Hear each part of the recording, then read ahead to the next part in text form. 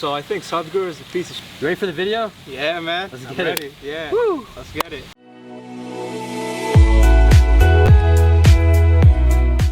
Present practice.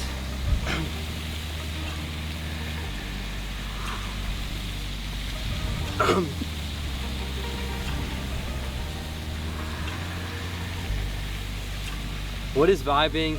This is Vish and This is Karthik. today we'll be responding to Sadhguru's video on 5 vital health tips from Sadhguru. Hopefully they're actually vital. Okay.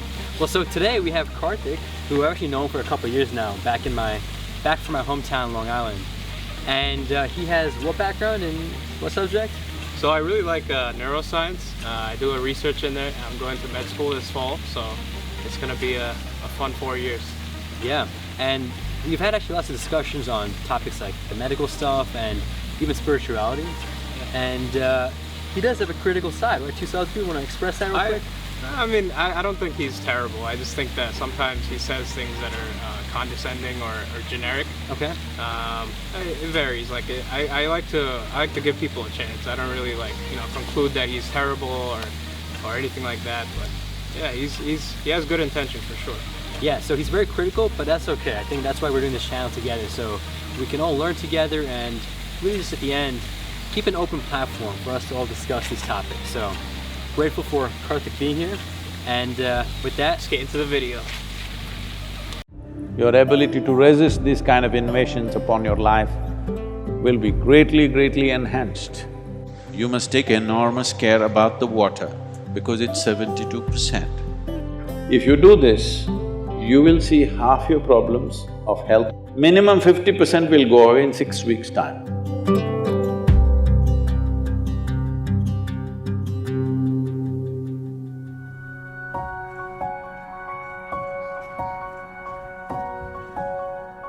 Most people develop relationship with the soil only after they die. But it's very important to develop relationship with the soil when you're alive. I would say especially now, with this virus around, believe me, those of you who are in some way in contact with the soil, here we call this Prithvi Prema Seva, that means getting involved with the soil in a very loving manner. Well, your ability to live, your ability to resist these kind of invasions upon your life will be greatly enhanced. It's not just enough if you live, it's important that you live strong. Living strong does not mean you grow big muscles and dominate somebody. Living strong means here life happens big. For this, you need a body which treats the entire planet as its extension, which it is.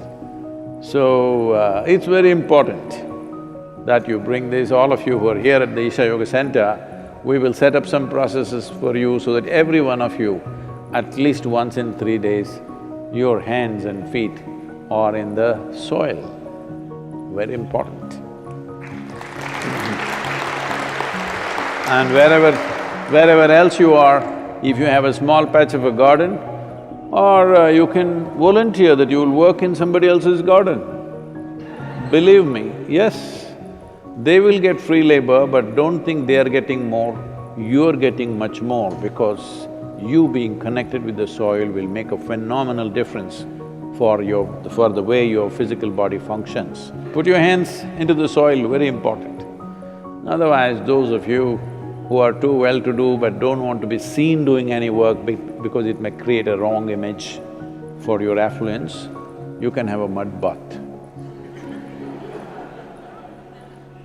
Yes, that is also one way.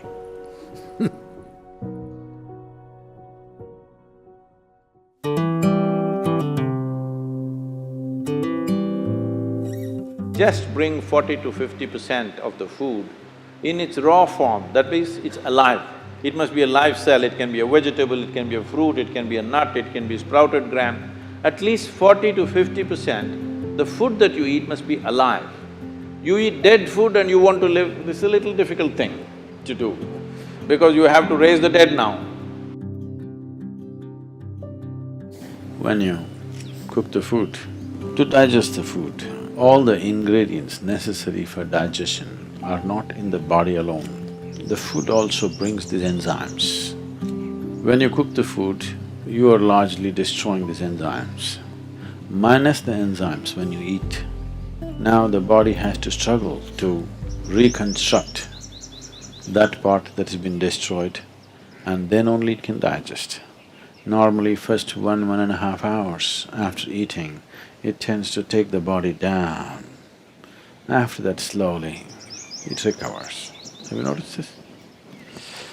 So food is for energy, but we are making the food in such a way that it takes away energy in the first 1.5 hours. Only after that, slowly, it comes back. Anyway, however good your digestive process is, still you can never reconstitute all the enzymes that we have destroyed by cooking. Only partly we can do that.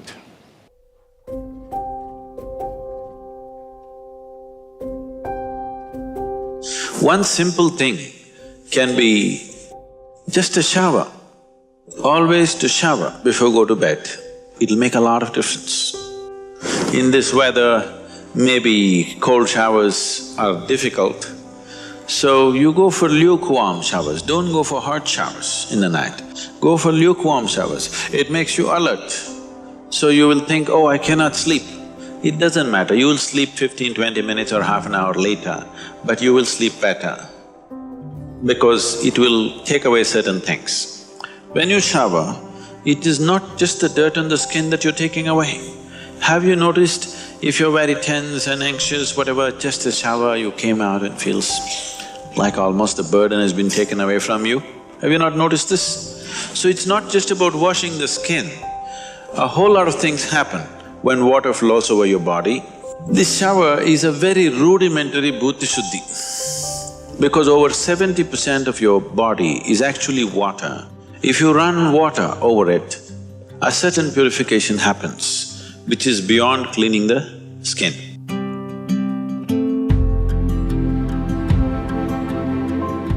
You must take enormous care about the water because it's 72% and it has tremendous memory.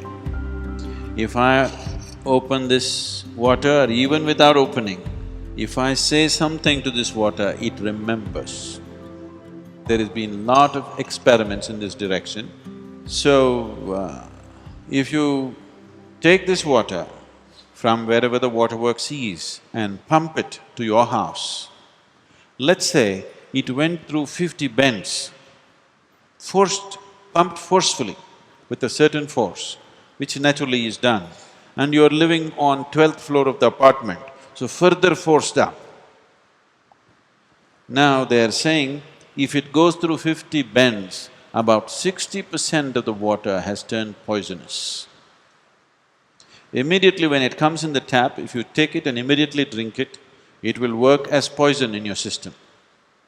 If you take it and hold it for some time, it will undo itself again.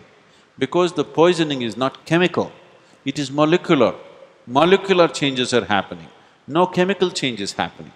This is why traditionally your grandmother always told you, always you must gather the water, keep it overnight in your house in a properly cleaned vessel with vibhuti and kumkum on it and one flower on it. Yes or no?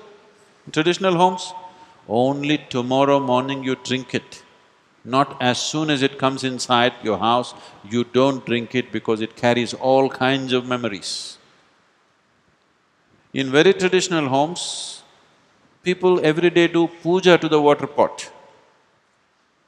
Yes? And you never drink the water as soon as it comes. You keep it, give it enough time to undo itself from whatever nonsense it has gathered so that it is suitable for you when you drink it. Water you must take care, because it's 72%. It's first class, more than passing mark.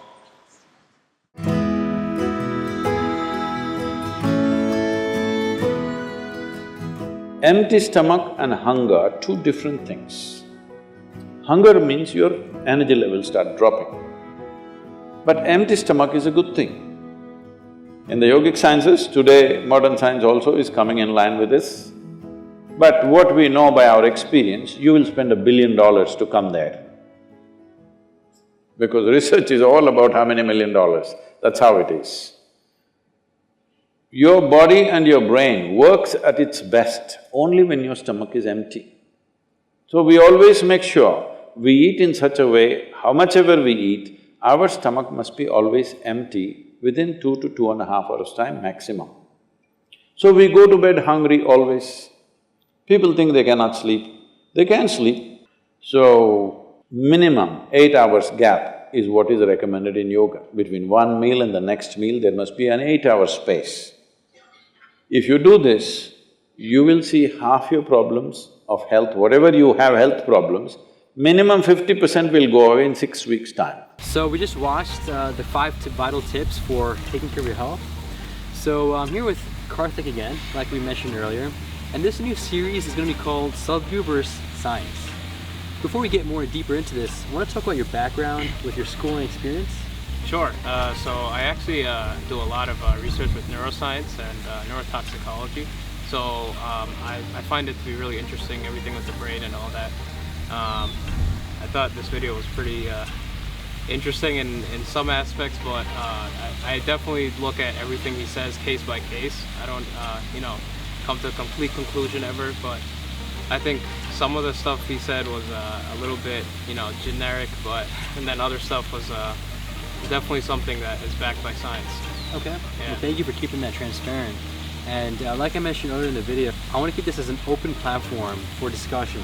And so, Karthik coming from the more scientific background, I think it would be great to shed light on whether he can confirm certain things Sadhguru says or be critical, and that's totally okay. So let's dive a bit deeper into the specific things we talked about. So one of the topics was water, right? With water being 72%, or a body being 72% water, and then having memory and so on. What do you think about that topic? I definitely agree. I think water definitely has 72%, by volume, I'm pretty sure. But I'm not sure what he means by talking to water and memory inside of water. I don't know where he gets that, or maybe it's something religious that I haven't encountered yet. Okay. But I have no idea what that even means. Gotcha. So let me ask you this, right? Because coming from a relatively spiritual background that I have, and you have a scientific background, you also have a Hindu background as well, right? Yes. Do you want to maybe talk about that? Sure. Okay. So us in our Hindu culture, we have a lot of traditional activities that involve water, and we use water in a lot of different ways. In terms of a lot of pujas that we do or rituals that we do, we have to shower before that in order to purify our bodies. So that's definitely one of the big aspects of. Gotcha. So with that being said, I get that the whole talking to the water thing could be maybe a little confusing, or it can be something that can just be hard to understand, right? Yeah. But is it not possible that it could be true? I mean, because I feel like what I've learned from this whole spiritual path, right, is that especially a lot of things Sadhguru says, I've never ever once disagreed with, but I've never always agreed with what he said, right? There are certain things I'll just leave as an I don't know, because I haven't experienced it myself. Right. So is it possible that what he's saying could be true, maybe? Of course, yeah, of course it's possible. Okay, but you just don't know. I don't know, yeah, I don't know. I wish he would elaborate on that and made it more clear instead of just saying, I speak to water and it remembers everything I say. Just sounds pretty crazy. Okay, that's a fair point.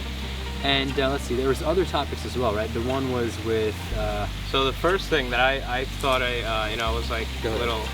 I don't know what he means by having a relationship with soil. Okay. That was the first thing, and the issue I had with that was not... First of all, I don't know what that even means, but on top of that, he was talking about boosting your immunity. So I don't know what stepping in soil has to do with boosting your immunity. Because I remember each one had a heading for each one. So the first one was boost your immunity, detox your body. Yeah.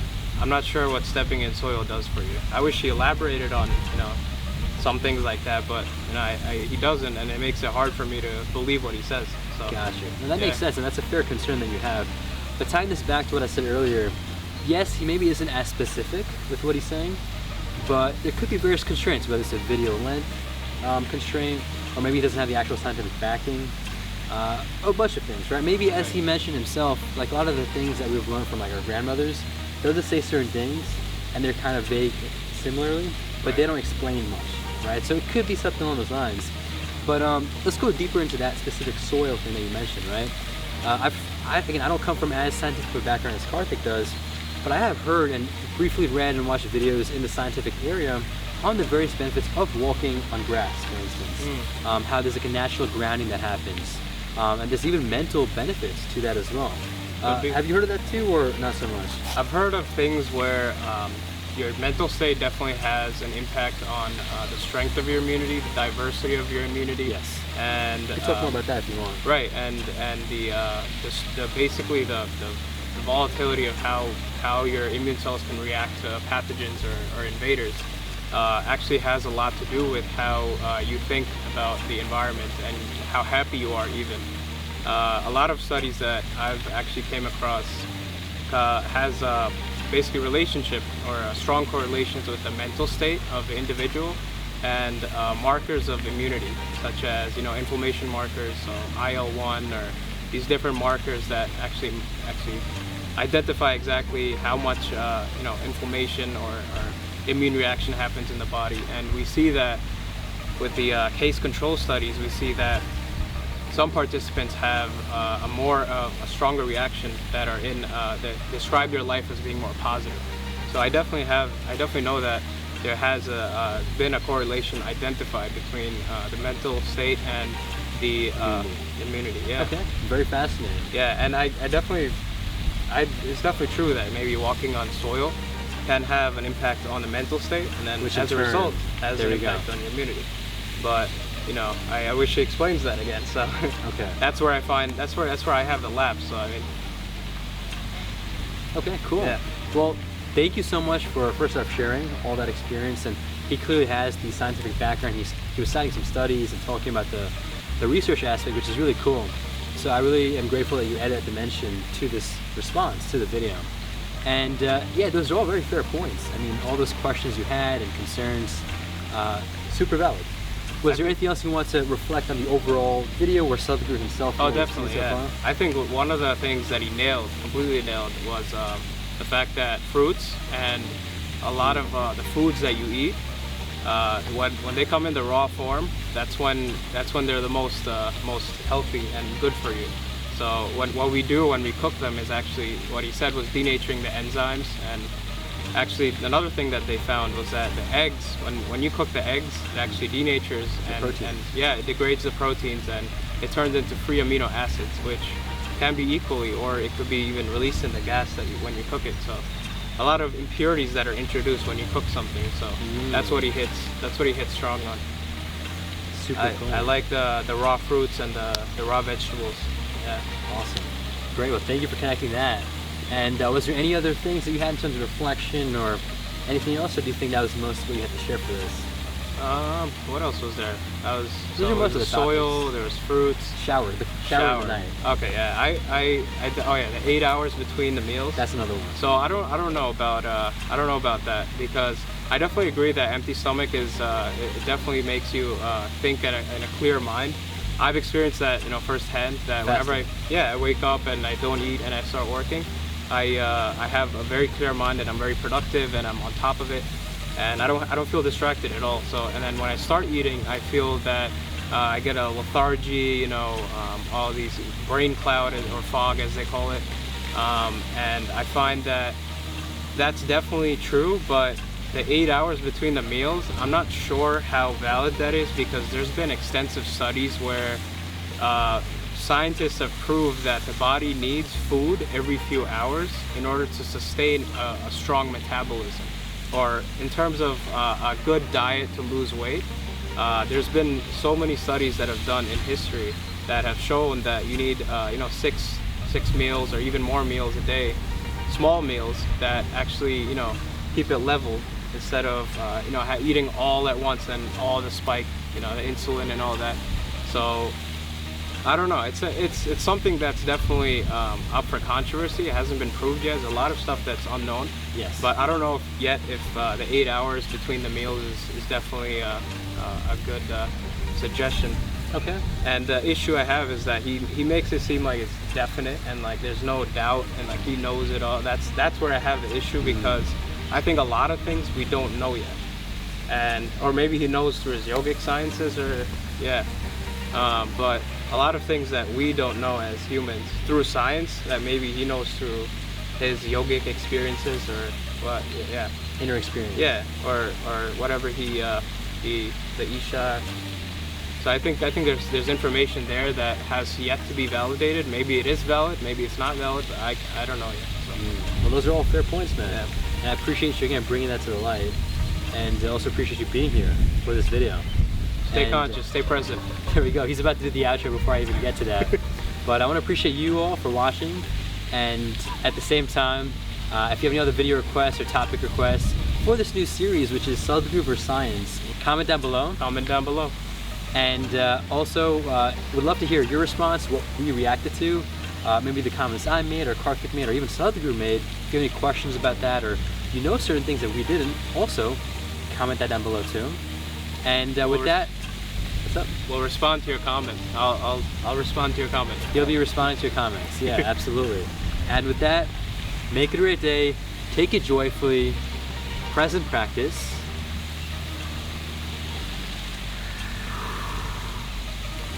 And stay conscious.